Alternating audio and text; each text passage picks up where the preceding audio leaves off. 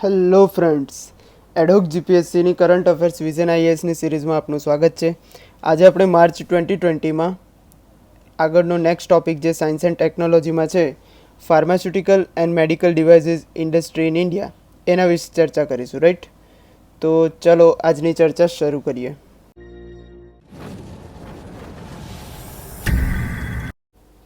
નમસ્તે. તો આજનો આપણો ટોપિક છે pharmaceutical and medical devices industry in India. તો recently cabinet approved a series of scheme to give impetus to pharmaceutical and medical devices industry in India. એટલે pharmaceutical અને medical devices in India એ લોકો માટે કેબિનેટે ઘણી scheme બહાર પાડી છે. હવે આપણે જોઈ લઈએ કે આપણું હેલ્થકેર માર્કેટમાં બધાનો શેર કેટલો છે.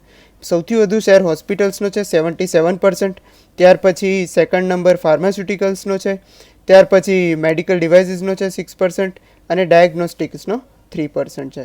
હવે ઇન્ડિયન મેડિકલ ડિવાઇસીસ માર્કેટની વાત કરીએ તો એમાં સૌથી વધુ શેર ઇક્વિપમેન્ટ્સ એન્ડ ઇન્સ્ટ્રુમેન્ટ્સનો છે, ત્યાર પછી કન્ઝ્યુમેબલ એન્ડ ડિસ્પોઝિબલ્સનો શેર 16% જેટલો છે, ત્યાર પછી 13% જેટલો શેર પેશન્ટ એડનો છે, ત્યાર પછી ઇમ્પ્લાન્ટ્સનો શેર 8.20% જેટલો છે અને સ્ટેન્ટ્સનો શેર 8.85% જેટલો છે. એટલે આ બધા ડેટા તો યાદ રાખવાની જરૂર નથી, ખાલી આપણને એટલું ખબર હોવી જોઈએ કે ઇન્ડિયન હેલ્થકેર માર્કેટમાં હોસ્પિટલ્સનો સૌથી વધારે શેર છે, જ્યારે મેડિકલ ડિવાઇસીસ માર્કેટમાં ઇક્વિપમેન્ટ્સ અને ઇન્સ્ટ્રુમેન્ટ્સનો સૌથી વધુ શેર છે. રાઈટ, હવે સૌપ્રથમ આપણે આ અગર મેન્સમાં ક્વેશ્ચન હોય તો એનું ઇન્ટ્રોડક્શન કઈ રીતે બાંધીએ.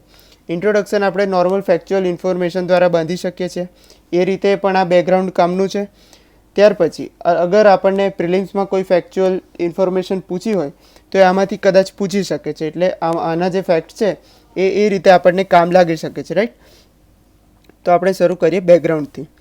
તો India is the largest provider of generic medicines. આપણે ગ્લોબલી આખા વિશ્વમાં જેનેરિક મેડિસિનના લાર્જેસ્ટ પ્રોવાઇડર છે.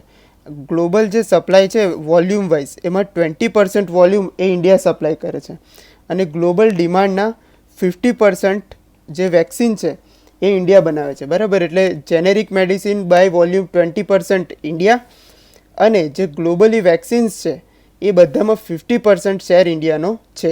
એમાં અગર આપણે ડીપીટીની વાત કરીએ એટલે ડિપ્થેરિયા, ટીટેનસ અને પેર્ટ્યુસિસ એ ત્રણેયની જે વેક્સિન છે એમાં તો ઇન્ડિયા લીડર છે.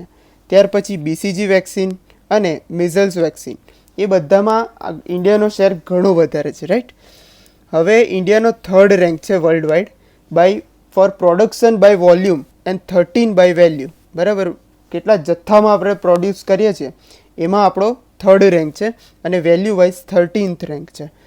હવે ઇન્ડિયા ટોટલ જે વિશ્વની જેનેરિક બ્રાન્ડ્સ છે એમાંથી 60,000 બ્રાન્ડ ઇન્ડિયાની છે. 500 ડિફરન્ટ એક્ટિવ ફાર્માસ્યુટિકલ ઇન્ગ્રીડિયન્ટ્સ એ ઇન્ડિયાના છે. હવે એપીઆઈ શું છે એ આપણે અહીંયા જોઈ લઈએ. એક્ટિવ ફાર્માસ્યુટિકલ ઇન્ગ્રીડિયન્ટ્સ એ શું છે? એ biologically active component of a drug product છે. કોઈ પણ ટેબ્લેટ કે કેપ્સ્યુલ હોય એમાં જે બાયોલોજિકલી એક્ટિવ પ્રોડક્ટ હોય, જે કમ્પોનન્ટ હોય એને આપણે એપીઆઈ કહીએ છીએ. તો જે ડ્રગ પ્રોડક્ટ્સ જે આપણી હોય છે એમાં બીજા બધા ઘણા કમ્પોનન્ટ્સ હોય છે, પણ એનો જે બેઝિક પાયાનો કમ્પોનન્ટ છે એ એપીઆઈ હોય છે. રાઈટ, હવે જે 70% of India's API imports are imported from China. આપણે આપણા જેટલા એપીઆઈ ઇમ્પોર્ટ કરીએ છીએ એમાંથી 70% તો આપણે ચાઇનાથી જ ઇમ્પોર્ટ કરીએ છીએ. રાઈટ, અને સેકન્ડ એક છે કેએસએમ. કેએસએમ એટલે શું? કી સ્ટાર્ટિંગ મટીરિયલ.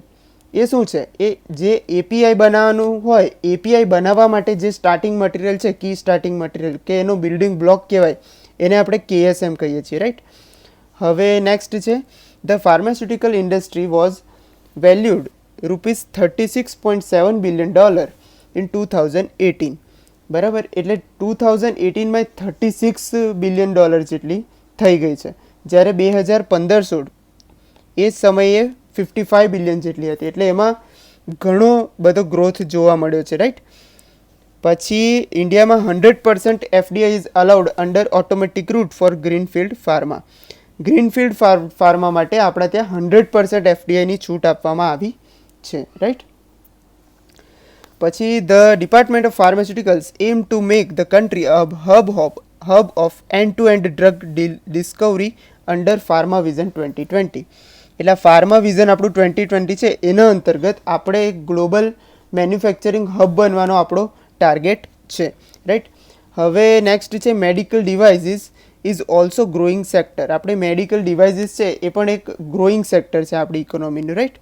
હવે જે મેડિકલ ડિવાઇસીસની વાત કરીએ તો ગયા મહિનાના વિઝનમાં છે ફેબ્રુઆરી 2020માં કે government notifies medical devices as a drug. એટલે મેડિકલ ડિવાઇસીસ એ હવે ડ્રગની કેટેગરીમાં આવી ગયા છે 2020ની એપ્રિલ મહિનાથી, રાઈટ. કયા એક્ટની અંતર્ગત એ આવે છે તો કે drugs and cosmetics act 1940, right. તો એ મેડિકલ ડિવાઇસીસની વાત કરીએ તો એ પણ એક ગ્રોઈંગ સેક્ટર છે. એમાં ખૂબ જ વધારે પોટેન્શિયલ છે ગ્રો કરવાનું, રાઈટ. એની ટોટલ વેલ્યુએશનની વાત કરીએ તો લગભગ 50,000 કરોડ રૂપિયા જેટલી એની વેલ્યુ 2018-19માં હતી, બરાબર. હવે મેડિકલ ડિવાઇસીસ એને અલગ અલગ રીતે એના અલગ અલગ સેગમેન્ટમાં ભાગ પાડવામાં આવે છે. આમ નોર્મલી બે રીતે પડે કે સર્જિકલ અને નોન સર્જિકલ, રાઈટ. પણ એના બીજા સેગમેન્ટ્સ આવે છે જેમ કે કન્ઝ્યુમેબલ, ડિસ્પોઝેબલ, પેશન્ટ એડ, ઇમ્પ્લાન્ટ્સ, સ્ટેન્ટ્સ, એ બધા મેડિકલ ડિવાઇસીસની અંતર્ગત આવી જાય છે, રાઈટ. હવે India depends on imports up to extend 85% of its total domestic demand of medical devices. આપણી જેટલી ડિમાન્ડ છે એના 85% જેટલી ડિમાન્ડની વસ્તુ મેડિકલ ડિવાઇસીસની તો આપણે ઇમ્પોર્ટ કરીએ છીએ, રાઈટ. એટલે આપણા પાસે ઘણું મોટો સ્કોપ છે કે જો આપણે અહીંયા પ્રોડક્શન સ્ટાર્ટ કરીએ તો ઘણું મોટું માર્કેટ મળી રહે, રાઈટ. હવે આપણે મેડિકલ ડિવાઇસ સેક્ટર અને ફાર્માસ્યુટિકલ ઇન્ડસ્ટ્રી એ બંને માટે ઇન્ડિયામાં કે આપણી પાસે શું ઓપોર્ચ્યુનિટી છે, કયા કયા ગ્રોથ ડ્રાઈવર્સ છે આપણી પાસે, એ વિશે ચર્ચા કરી લઈએ. તો medical devices sector growth drivers first છે નેસેન્ટ ઇન્ડસ્ટ્રી. એટલે એ હજી નવજાત છે. એમાં શું છે કે આપણે 90% આપણું સોફિસ્ટિકેટેડ ડિવાઇસીસ છે એ તો ઇમ્પોર્ટ કરીએ છીએ, એના ઉપર જ ડિપેન્ડન્ટ છે. એટલે આટલી વસ્તુ જો આપણે જ બનાવતા થઈ જઈએ તો ઘણો મોટો સ્કોપ રહેલો છે, રાઈટ. એટલે R&D કેપેસિટી આપણે ઇમ્પ્રૂવ કરવાની જરૂર છે અને R&Dમાં ઘણો સ્કોપ છે. પછી નેક્સ્ટ છે સેકન્ડ છે ડેમોગ્રાફિક્સ. તો જેમ જેમ સમય જાય છે એમ વૃદ્ધ, અત્યારે ઇન્ડિયા યંગેસ્ટ નેશન છે, રાઈટ. પણ જેમ જેમ થોડા વર્ષો જશે 10, 12, 15 વર્ષો પછી એમ આપણો થોડા વૃદ્ધ થતા જઈશું, રાઈટ. અને લાઈફ એક્સપેક્ટન્સી પણ જે પહેલાં 65થી 70ની વચ્ચે હતી એ હવે 70ની ઉપર ધીમે ધીમે જઈ રહી છે, રાઈટ. અહીંયા કીધું છે જો 2022 સુધીમાં 70ને ક્રોસ કરી જશે. એટલે એના કારણે શું થશે કે હોમ બેઝ હેલ્થકેર જે નોર્મલ હોય એની માંગ ખૂબ જ વધી જશે ભારતમાં. એટલે એના લીધે આપણે એના પર એ આપણું એક મેડિકલ ડિવાઇસીસનું ગ્રોથ ડ્રાઈવર છે.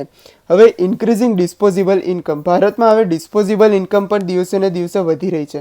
2026 સુધીમાં 8% ઇન્ડિયન્સ એ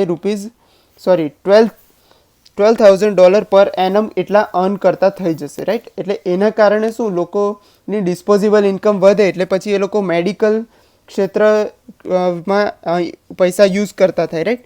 એટલે એના કારણે એની માંગમાં પણ વધારો થશે. હવે ઇન્ડસ્ટ્રીયલ પાર્ક્સ. તો 4 મેડિકલ ડિવાઇસ પાર્ક્સ એ ગવર્મેન્ટના અંદર ડેવલપમેન્ટ છે. એટલે એના કારણે પણ એનો ગ્રોથ થવાની સંભાવના ઘણી વધારે છે.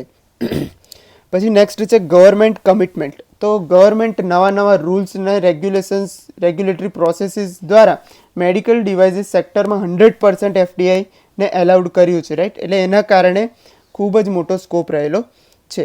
તો આ થઈ આ મેડિકલ ડિવાઇસીસ સેક્ટરના ગ્રોથ ડ્રાઈવર્સ. હવે આપણે ફાર્માસ્યુટિકલ ઇન્ડસ્ટ્રીના ગ્રોથ ડ્રાઈવરની વાત કરીએ તો એને બે રીતે ક્લાસિફાય કરી શકાય, એક ડિમાન્ડ સાઇડ અને supply side. Demand side growth driver એટલે કયા કે ડિમાન્ડ સાઇડના કયા ફેક્ટર્સ છે, રાઈટ.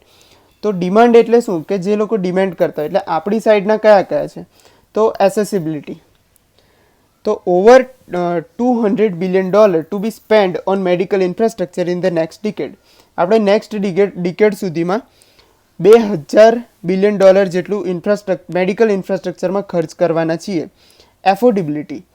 તો જેવી રીતે ઇન્કમ વધી રહી છે આપણી, બરાબર, એના કારણે 73 million households to be middle class over next 10 years. એટલે આવતા 10 વર્ષમાં 73 મિલિયન હાઉસહોલ્ડ લોકો મિડલ ક્લાસમાં આવી જશે.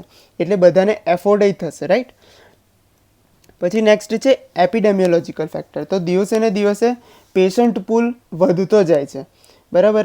જે ગયા 10 વર્ષમાં 20% એમાં વધારો નોંધાયો છે. અને અત્યારે નવા નવા ડિઝીઝ આવી રહ્યા છે, એના લોકોની લાઇફસ્ટાઈલમાં મોટો ચેન્જ આવી રહ્યો છે, રાઈટ. એટલે એના કારણે મેડિકલ જે આપણા ફાર્માસ્યુટિકલ્સ છે એટલે દવાઓ છે એની માંગમાં વધારો થવાની સંભાવના પૂરેપૂરી રહેલી છે. હવે આપણે સપ્લાય સાઇડ ફેક્ટર્સની વાત કરીએ તો પેટન્ટેડ ડ્રગ્સ. તો following the introduction of product patient several multinational companies R expected two launch patented drugs in India. બરાબર, એટલે આના કારણે શું છે કે ઘણી મલ્ટીનેશનલ કંપનીઝ છે એ લોકો ભારતમાં પેટન્ટેડ ડ્રગ્સ લોન્ચ કરવાની ફિરાકમાં છે. Medical infrastructure. તો pharmas companies have increased spending to tap rural market and develop better medical infrastructure, right. એ લોકો રૂરલ માર્કેટને ટેપ કરવાનું વિચારી રહ્યા છે, એના કારણે સારું મેડિકલ ઇન્ફ્રાસ્ટ્રક્ચર ડેવલપ કરવાનું સંભાવના રહેલી છે. હવે કોસ્ટ એફિશિયન્સીની વાત કરીએ તો India's cost of production is nearly 33% lower than USA. એટલે યુએસએ કરતાં આપણું કોસ્ટ ઓફ પ્રોડક્શન 33% ઓછું છે અને યુરોપ કરતાં તો અડધું છે. Generic market. ઇન્ડિયાએ 70% જે આપણું વર્લ્ડનું છે, આપણું ટોટલ માર્કેટ છે એમાં 70% તો જેનેરિક ડ્રગ્સ છે, રાઈટ. પછી ટેલેન્ટ પૂલ.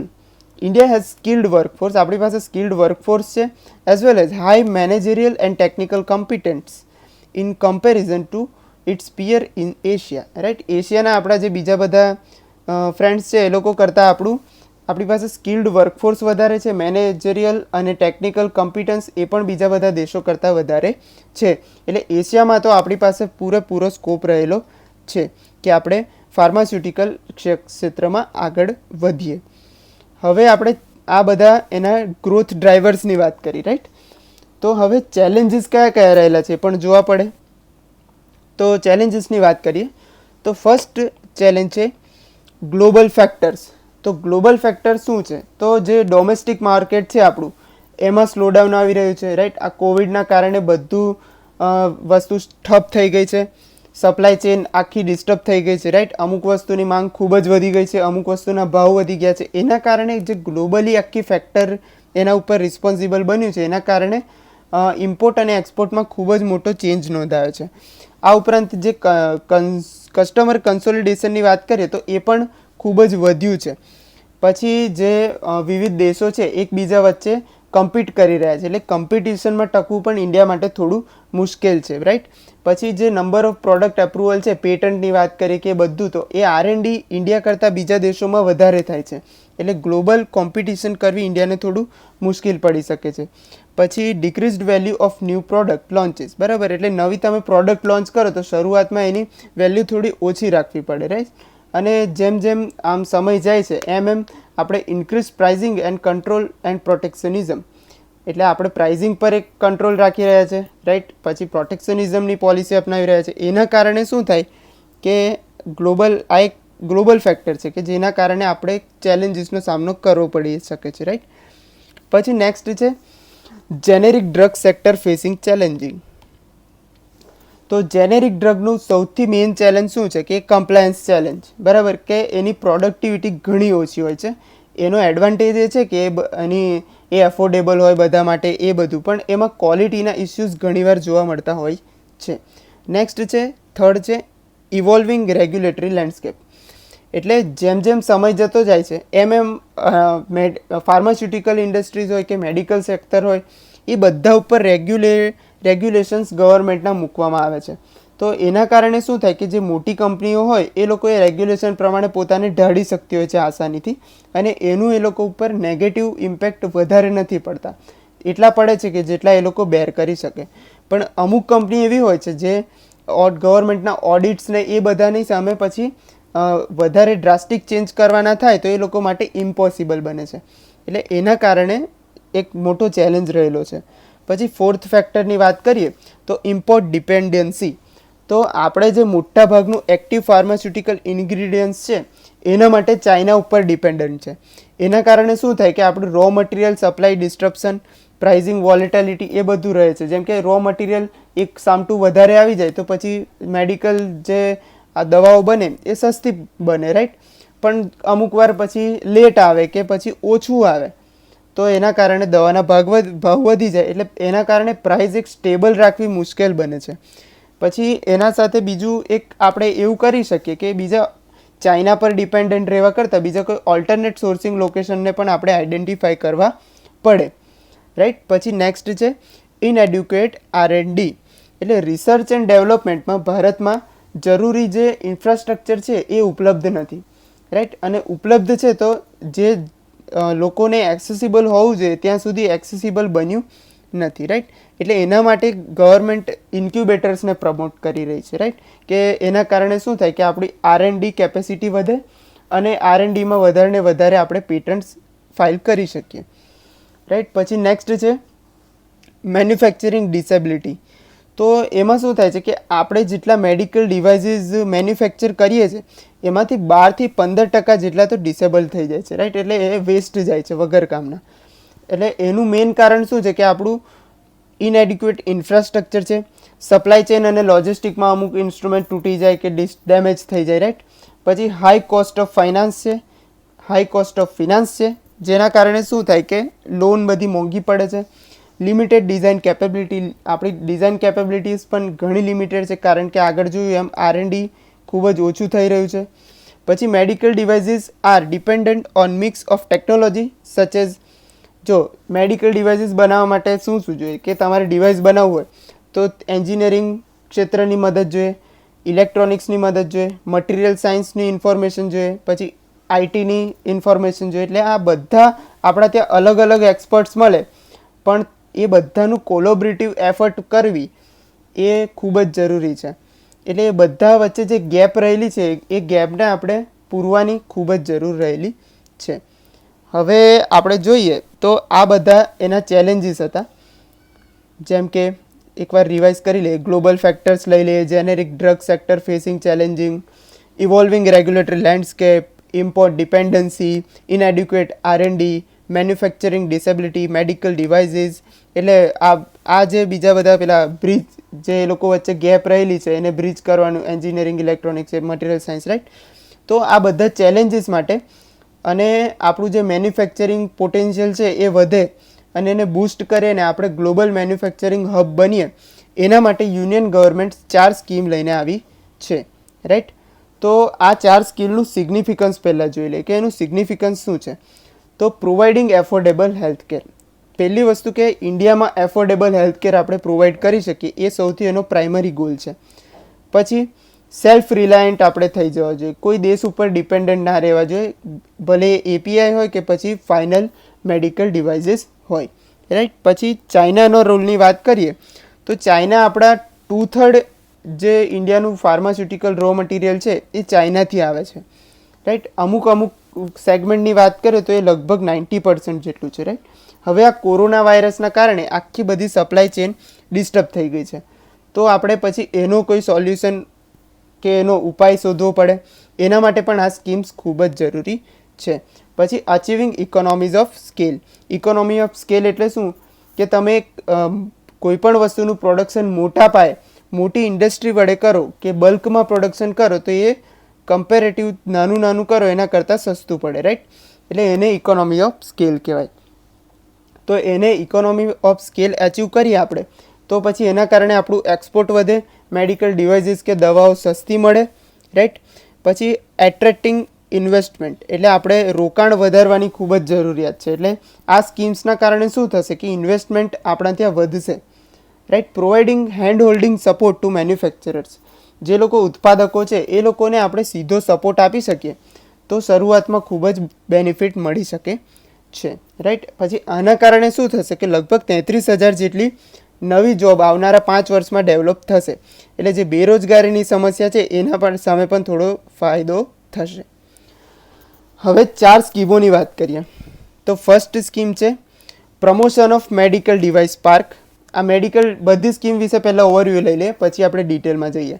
તો મેડિકલ ડિવાઇસ પાર્ક છે એ બધા સ્ટેટ સાથે પાર્ટનરશિપ કરીને બનાવવામાં આવશે અને સ્ટેટ ઇમ્પ્લિમેન્ટિંગ એજન્સી SIA એને ઇમ્પ્લિમેન્ટ કરશે, રાઈટ. પછી છે production link incentive scheme four promoting domestic manufacturing of medical devices, right. Domestic આપણે મેન્યુફેક્ચરિંગ વધારવાનું છે તો એ પ્રોજેક્ટ ઇમ્પ્લિમેન્ટિંગ એજન્સી છે એ એને ઇમ્પ્લિમેન્ટ કરશે, right. A department of pharmaceutical અંતર્ગત છે. પછી થર્ડ સ્કીમ છે promotion of bulk drug parks, એટલે આપણે બલ્કમાં ડ્રગ પ્રોડ્યુસ કરવાના એના માટેના પાર્ક્સ હોય એને પ્રમોટ કરવાનું, રાઈટ. તો આ સ્કીમને ઇમ્પ્લિમેન્ટ કરશે સિયા, સ્ટેટ ઇમ્પ્લિમેન્ટિંગ એજન્સી.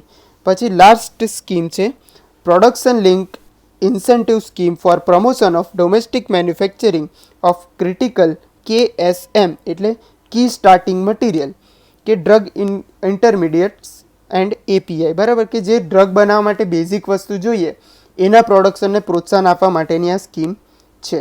તો આપણે ફર્સ્ટ સ્કીમની વાત કરીએ, promotion of medical device park, એટલે જે મેડિકલ ડિવાઇસીસ આપણે બનાવવાના છે એના પાર્ક્સને પ્રમોશન આપવાનું, રાઈટ. એટલે એના કારણે એ વધારે ને વધારે ત્યાં ઇન્ડસ્ટ્રીઝ સ્થપાય. તો આ સ્કીમમાં વધારે ઇન્વેસ્ટમેન્ટ જોઈએ, રાઈટ, એટલે એમાં સ્ટેટનું પાર્ટિસિપેશન કરવું ખૂબ જ જરૂરી છે. આમાં દરેક પાર્ક દીઠ ₹100 કરોડ ફાળવવામાં આવશે, રાઈટ, અને એને સ્ટેટ ઇમ્પ્લિમેન્ટિંગ એજન્સી ઇમ્પ્લિમેન્ટ કરશે. અત્યારે ટોટલ ફાઇનાન્શિયલ અસિસ્ટન્સને બધું થઈને ટોટલ 4 આપણે મેડિકલ ડિવાઇસ પાર્ક બનાવવાનું આયોજન કરેલું છે. એ બધાને 100 કરોડ પર પાર્ક એલોટ કરવામાં આવશે, right.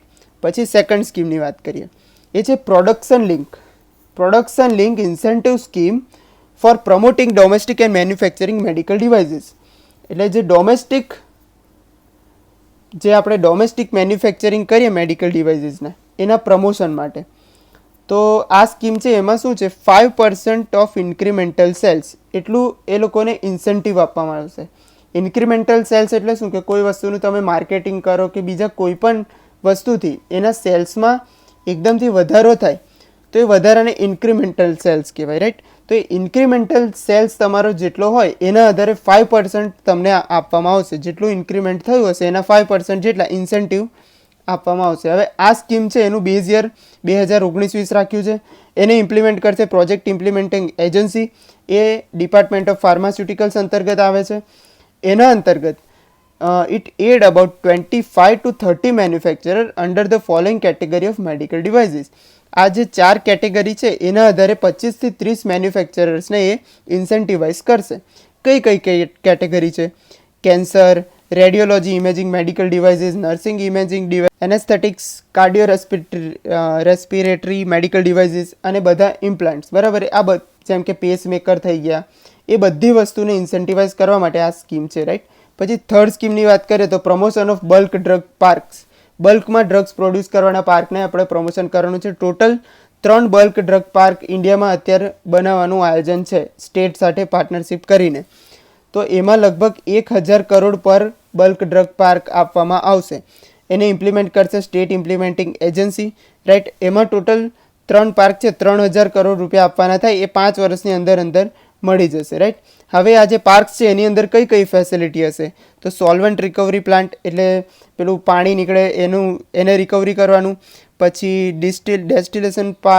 Distillation plant, power and steam units, common effluent treatment plant, right. હવે લાસ્ટ સ્કીમ છે production link incentive scheme for promotion of domestic manufacturing of critical KSM એટલે key starting material, drug intermediates અને API. હવે આમાં શું છે financial incentive આપવામાં આવશે, રાઈટ, કે તમારું જે ઇન્ક્રીમેન્ટલ સેલ્સ હશે એના આધારે આપવામાં આવશે. એમાં ટોટલ 6940 કરોડ રૂપિયા આવનારા 8 વર્ષો સુધી ફાળવવામાં આવનાર છે. હવે આ સ્કીમ છે એને પ્રોજેક્ટ મેનેજમેન્ટ એજન્સી એ ઇમ્પ્લિમેન્ટ કરશે અને એ ડિપાર્ટમેન્ટ ઓફ ફાર્માસ્યુટિકલ અંતર્ગત આવે છે.